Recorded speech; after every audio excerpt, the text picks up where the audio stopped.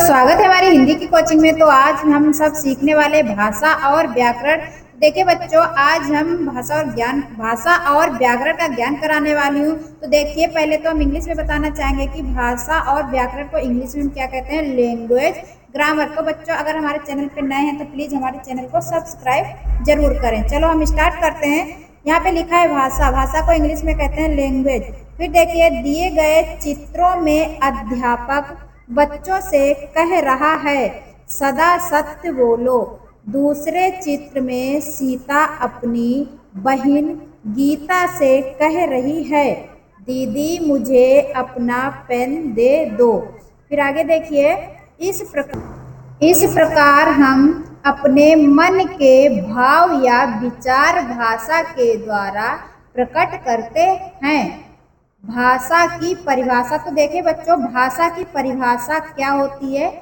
भाषा वह साधन है जिसके द्वारा हम अपने भावों तथा विचारों को दूसरों के सामने प्रकट करते हैं और दूसरों के विचारों और भावों को समझते हैं। आगे देखिए, भाषाएं अनेक होती हैं बच्चों। भाषाएं हमारी अनेक होती हैं। जैसे यहाँ पे जैसे करके कुछ भाषाएं दी गई हैं। देखिए, अंग्रेजी, हिंदी, तमिल, गुजराती, मराठी आदि। फिर आगे भाषा के रूप। तो देखिए बच्चों, भाषा के रूप क्या है। मौखिक भाषा, लिखित भाषा, सांकेतिक भाषा। आगे देखिए, यहाँ पे देखिए आप लोगों को चित्र दिख रहे होंगे। ये देखिए, मौखिक भाषा क्या कहते हैं। जैसे हम फोन पे, ये बच्चे जो फोन पे बात कर रहे हैं, ये मौखिक भाषा है। फिर देखिए लिखित भाषा। यहाँ पे चित्र में आपको लड़का दिख रहा होगा, ये लिख रहा है, इसको हम लिखित भाषा कहते हैं। और ये सांकेतिक भाषा, जो आपस में बात करते हैं, इसको हम सांकेतिक भाषा कहते हैं। देखिए बच्चों, यहाँ पे नंबर 1 हेडिंग बनी है, मौखिक भाषा। तो देखिए, मौखिक भाषा जो भाषा मुंह से बोली जाती है और कानों से सुनी जाती है, उसे मौखिक भाषा कहते हैं। जैसे टेलीफोन पर मौखिक भाषा का ही प्रयोग किया जाता है। देखिए बच्चों, यहाँ पे नंबर 2 हेडिंग है, लिखित भाषा। तो हम जानते हैं लिखित भाषा क्या होती है। देखिए, जिस भाषा का प्रयोग लिखकर, आंखों से देखकर, वाणी से बोला जाता है, उसे लिखित भाषा कहते हैं। जैसे हम अपने मित्र को पत्र लिखकर अपनी सफलता का समाचार देते हैं, इसे भाषा का लिखित रूप कहते हैं। फिर देखिए बच्चों, नंबर 3 हेडिंग है, सांकेतिक भाषा। तो देखिए, सांकेतिक भाषा क्या होती है हमारी। जिन संकेतों के द्वारा बच्चे तथा गूंगे अपनी बात दूसरों को समझाते हैं तथा समझते हैं, वे सब सांकेतिक भाषा कहलाती हैं। आगे देखिए, यहाँ पे नोट दिया गया है, व्याकरण में सांकेतिक भाषा का अध्ययन नहीं किया जाता है। आगे हेडिंग है व्याकरण। व्याकरण को हम इंग्लिश में कहते हैं ग्रामर। देखिए बच्चों, यहाँ से हम शुरुआत करते हैं। बच्चों, भाषा तथा व्याकरण का आपस में बहुत गहरा संबंध है। भाषा का प्रयोग करते समय हमें उस वाक्य की शुद्धता तथा स्पष्ट उच्चारण की ओर विशेष ध्यान देना चाहिए। व्याकरण भाषा को अपने निश्चित नियमों में बांधकर उसे सुंदर बनाती हैं।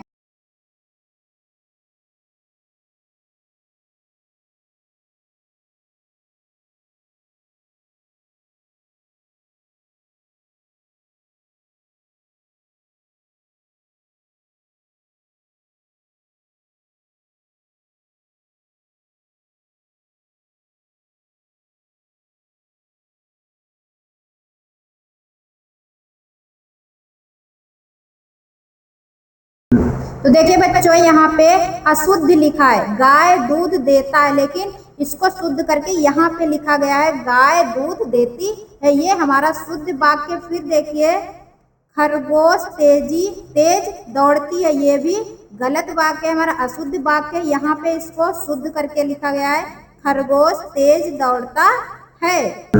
देखिए बच्चों, यहाँ पे हेडिंग है व्याकरण की परिभाषा। तो हम आज जानेंगे व्याकरण की परिभाषा क्या होती है। जिस विद्या के द्वारा हम किसी भाषा को शुद्ध बोलना, लिखना एवं पढ़ना सीखते हैं उसे व्याकरण कहते हैं। फिर आगे देखिए व्याकरण के प्रकार। व्याकरण कितने प्रकार के होते हैं, देखिए यहाँ पे वर्ड या अक्षर, फिर नंबर 2 शब्द, नंबर 3 वाक्य। आगे देखिए नंबर 1 हेडिंग बनी है वर्ड या अक्षर। फिर देखिए भाषा की सबसे छोटी इकाई वर्ड या अक्षर होती है। इसके टुकड़े नहीं किए जा सकते हैं। जिन ध्वनि संकेतों से भाषा का निर्माण होता है उन्हें वर्ड या अक्षर कहते हैं, जैसे छोटा आ, बड़ा आ, बड़ी ई, का, खा, गा आदि। देखिए बच्चों, यहाँ पे नंबर 2 हेडिंग है शब्द। दो या दो से अधिक वर्ड मिलकर शब्द कहलाते हैं। ये शब्द किसी न किसी अर्थ को बताते हैं, जैसे पुस्तक, कमल, दिल्ली, हृदय आदि। देखिए यहाँ पे चित्र भी बनाए गए हैं, पुस्तक, फिर कमल। आगे देखिए क्या लिखा है, अर्थ के विचार से शब्द 2 प्रकार के होते हैं। कौन कौन से होते हैं? नंबर 1 सार्थक शब्द, नंबर 2 निरर्थक शब्द। अब देखिए हेडिंग है नंबर 1 सार्थक। सार्थक शब्द तो हम जानेंगे सार्थक शब्द के बारे में बच्चों। यहाँ पे देखिए जिन शब्दों के द्वारा कोई अर्थ स्पष्ट होता है उन्हें सार्थक शब्द कहते हैं, जैसे राकेश, सीता, ताजमहल आदि। फिर देखिए बच्चों नंबर 2 निरर्थक शब्द हेडिंग है।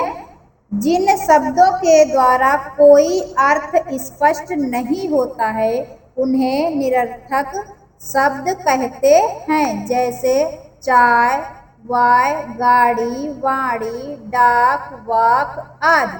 फिर देखिए नंबर 3 ये हमारे यहाँ पे हेडिंग है वाक्य। तो हम जानेंगे वाक्य के बारे में। सार्थक शब्दों के उस क्रमबद्ध समूह को वाक्य कहते हैं जिससे पूरी बात समझ में आ जाए, जैसे रवि स्कूल जा रहा है। देखिए बच्चों ये चित्र में लड़का दिख रहा है आपको, ये बैग टांगे स्कूल जा रहा है। फिर देखिए यहाँ पे विकास कविता पढ़ रहा है, ये कविता पढ़ रहा है। आगे देखिए इन शब्द समूह को पढ़ने से पूरे अर्थ का ज्ञान हो रहा है, अतः इन्हें वाक्य कहते हैं। फिर देखिए आगे लिपि। लिपि हेडिंग है जिन चिन्हों को लिखकर हम अपने विचार दूसरों को बताते हैं उसे लिपि कहते हैं। प्रत्येक भाषा की अपनी लिपि होती है, जैसे देवनागरी लिपि, फिर आगे गुरुमुखी लिपि, रोमन लिपि, अरबी, फारसी, उर्दू लिपि आदि। हमारी मातृभाषा हिंदी है और लिपि देवनागरी है।